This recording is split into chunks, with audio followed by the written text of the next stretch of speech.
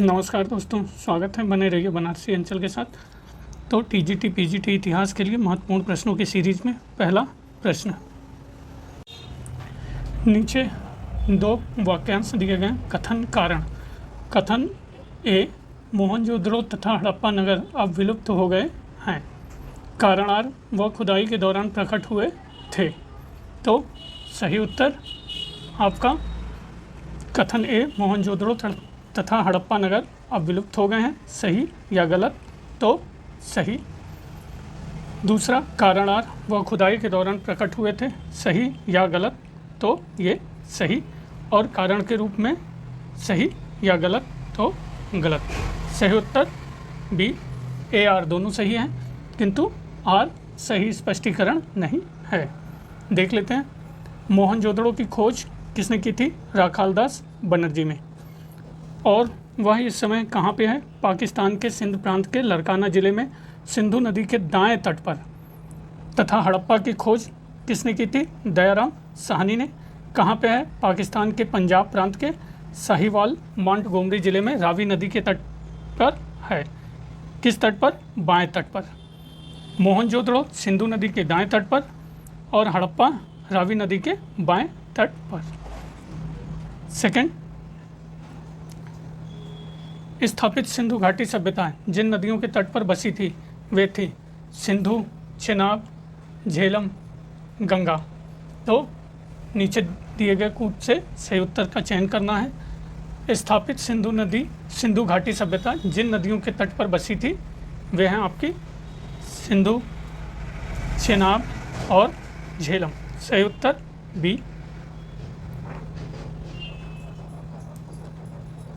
Question 3, पुराणों की कुल संख्या है 12, 16, 18 या 20। तो पुराणों की कुल संख्या आपकी है, अनुमान लगाइए। पुराणों की कुल संख्या 18 है। पुराण की रचना किसने की थी? लोमस ऋषि एवं उनके पुत्र उग्र श्रवा ने की थी। इसमें किस प्रकार का विवरण प्राप्त होता है? कलयुग के राजाओं के बारे में विवरण प्राप्त होता है। और पुराणों की विषय वस्तु को कितनी शाखाओं में विभाजित किया गया है? तो 5 शाखाओं में विभाजित किया गया है। पहला, सर्ग, सृष्टि की उत्पत्ति। दूसरा, प्रतिसर्ग, सृष्टि का विकास। तीसरा, मनवंतर, समय की पुनरावृत्ति। चौथा, वंश, राजाओं एवं ऋषियों की वंशावली। पांचवा, वंशानुचरित, कुछ चुने हुए पात्रों की जीवनियाँ। क्वेश्चन 4, पुराणों के अनुसार चंद्रवंशीय शासकों का मूल स्थान था काशी, अयोध्या, प्रतिष्ठानपुर, श्रावस्ती। तो पुराणों के अनुसार चंद्रवंशीय शासकों का मूल स्थान था आपके प्रतिष्ठानपुर। और वर्तमान में प्रतिष्ठानपुर कहाँ है? यह है आपका झूंसी, इलाहाबाद में। क्वेश्चन 5, बौद्ध धर्म के विस्तार के कारणों में सम्मिलित थे धर्म की सादगी, दलितों के लिए विशेष अपील, धर्म की मिशनरी भावना, स्थानीय भाषाओं का प्रयोग, दार्शनिक द्वारा वैदिक भावना की सुदृढ़ता। तो बौद्ध धर्म के विस्तार के कारणों में सम्मिलित थे आपके पहला, धर्म की सादगी, दलितों के लिए विशेष अपील, धर्म की मिशनरी भावना और स्थानीय भाषा का प्रयोग। ये सारे बौद्ध धर्म के विस्तार के कारणों में सम्मिलित थे। सही उत्तर सी। बौद्ध धर्म के प्रवर्तक सभी को बताएं।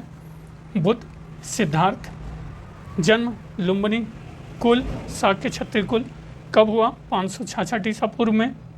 और कब इन्होंने गृह त्याग किया? 29 वर्ष की अवस्था में। क्वेश्चन 6, उज्जैन का प्राचीन काल में क्या नाम था? तक्षशिला, अवंतिका, इंद्रप्रस्थ, उक्त में से कोई नहीं। तो उज्जैन का प्राचीन काल में नाम था अवंतिका। अन्य नाम भी थे उज्जैन के प्राचीन काल में, देख लीजिए। भागवती, पद्यावती। और भारत की पंचनगरी में प्रसिद्ध उज्जैनी नगरी का प्राचीन काल में नाम था अवंतिका। और है कहाँ पे? क्षिप्रा नदी के तट पर बसी थी। इस नगरी का सर्वाधिक वर्णन कहाँ पे हुआ है? कालिदास ने अपने नाटकों में किया है। क्वेश्चन 7, अशोक द्वारा स्थापित सबसे सुरक्षित स्तंभ है?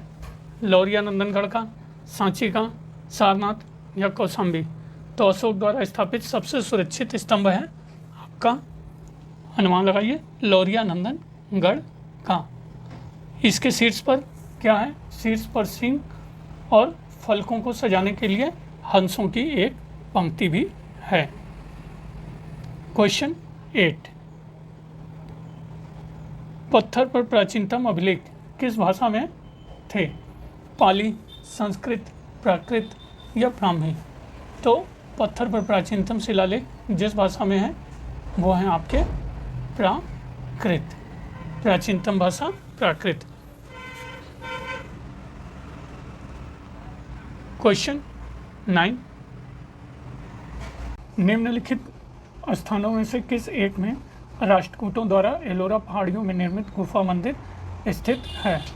औरंगाबाद, नासिक, ग्वालियर, गोलकुंडा?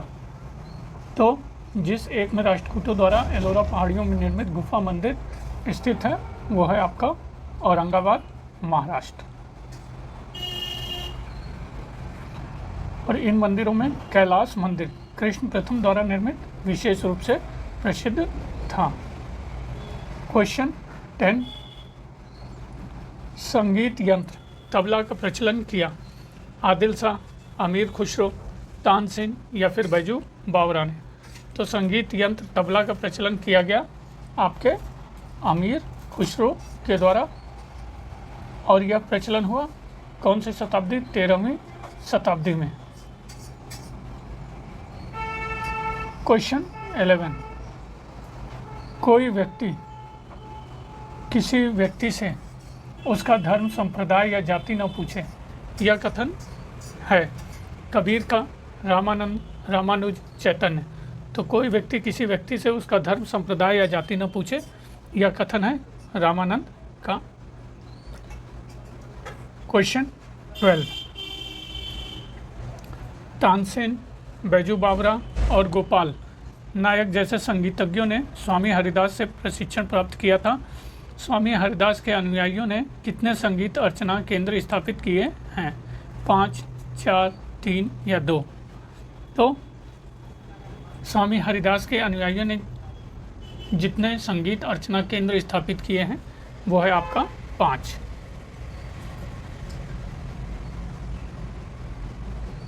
क्वेश्चन 13, निम्नलिखित मुगल बादशाहों में से किस एक का 2 बार सिंहासनारोहण हुआ था? अकबर, जहांगीर, शाहजहां, औरंगजेब? शाहजहां मित्रों। तो मुगल बादशाहों में जिसका 2 बार सिंहासनारोहण हुआ था वो है आपका औरंगजेब।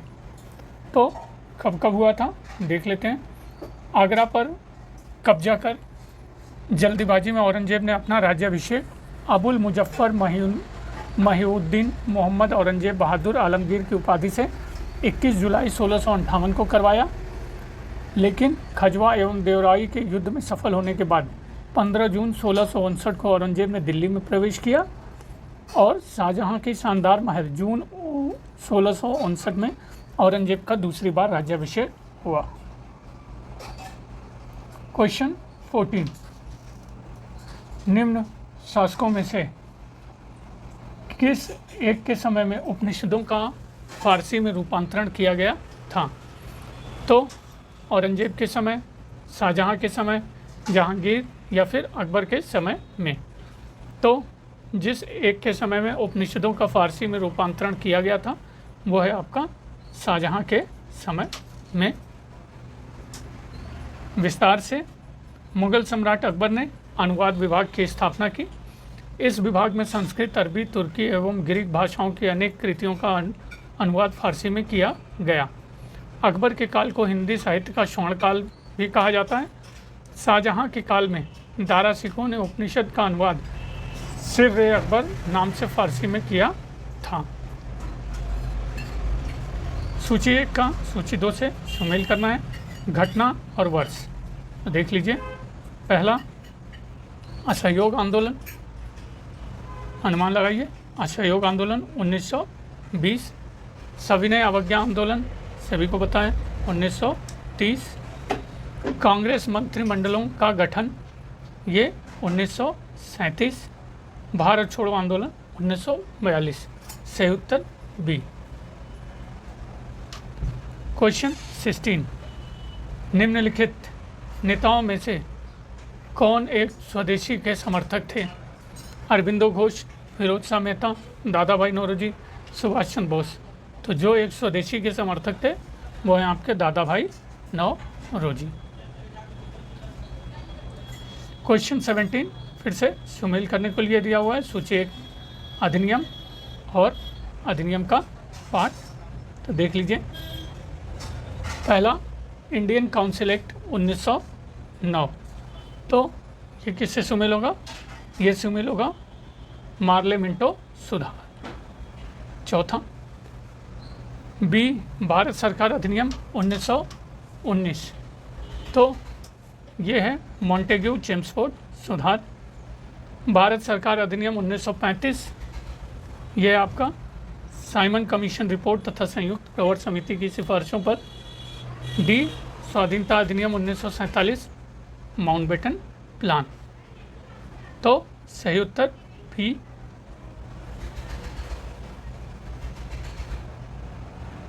क्वेश्चन 18, निम्नलिखित में से किस एक ने भारतीय राष्ट्रीय कांग्रेस के उस अधिवेशन की अध्यक्षता की थी जिसमें पूर्ण स्वराज्य का प्रस्ताव पारित हुआ था? दादा भाई नौरोजी, जवाहरलाल नेहरू, लाला लाजपत राय या Surendranath Banerjee.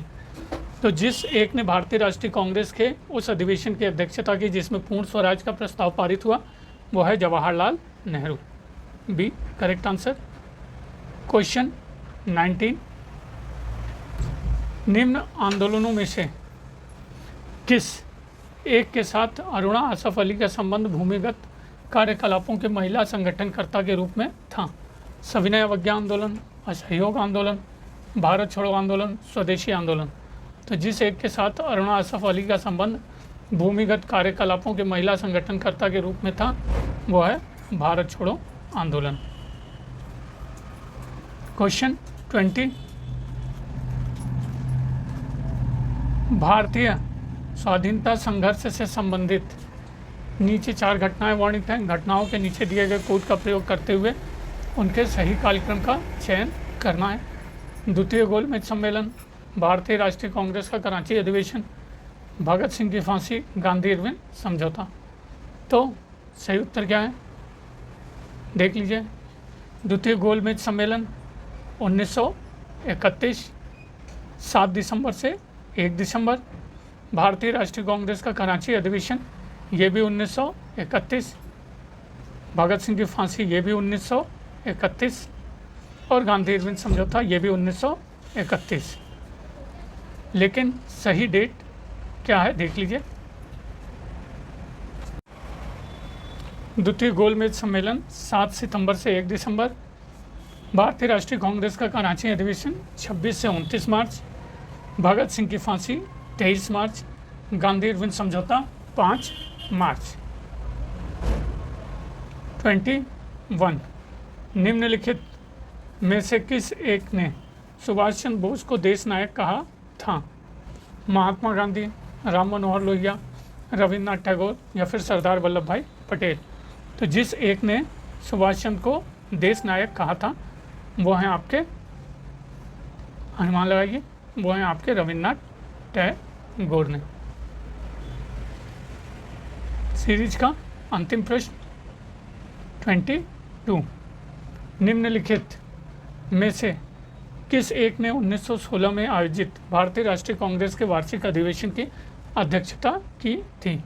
Annie Besant, Lala Lajpat Rai, Motilal Nehru, AC Majumdar. तो जिस एक ने 1916 में लखनऊ में आयोजित भारतीय राष्ट्रीय कांग्रेस के वार्षिक अधिवेशन की अध्यक्षता की थी वो है एसी मजूमदार। चौथा डी आंसर करेक्ट है। विस्तार से कांग्रेस का अधिवेशन 1907 में सूरत में हुआ। विभाजन 1916 तक बना रहा और इस बीच जहां एक और सरकार आतंकवादी कार्रवाइयों को कुचलने में लगी रही, वहीं पार्लियामेंटो सुधारों में हिंदू एवं मुसलमानों के मध्य मतभेद की गहरी खाई हो रही थी। 1915 में उदारवादी जो नेता गोपाल कृष्ण गोखले और फिरोज शाह की मृत्यु हो गई। फिर से गर्म दल और नरम दल को कांग्रेस के मंच पर लाने का प्रयास तिलक और एनी बेसेंट ने किया। 1916 के कांग्रेस का अधिवेशन जो लखनऊ में हुआ, उसकी अध्यक्षता अंबिका चरण मजूमदार ने की थी। तो बने रहने के लिए बनारसी अंचल के साथ बहुत बहुत धन्यवाद। एक ही रिक्वेस्ट, प्लीज़ सब्सक्राइब करिए। बहुत बहुत धन्यवाद।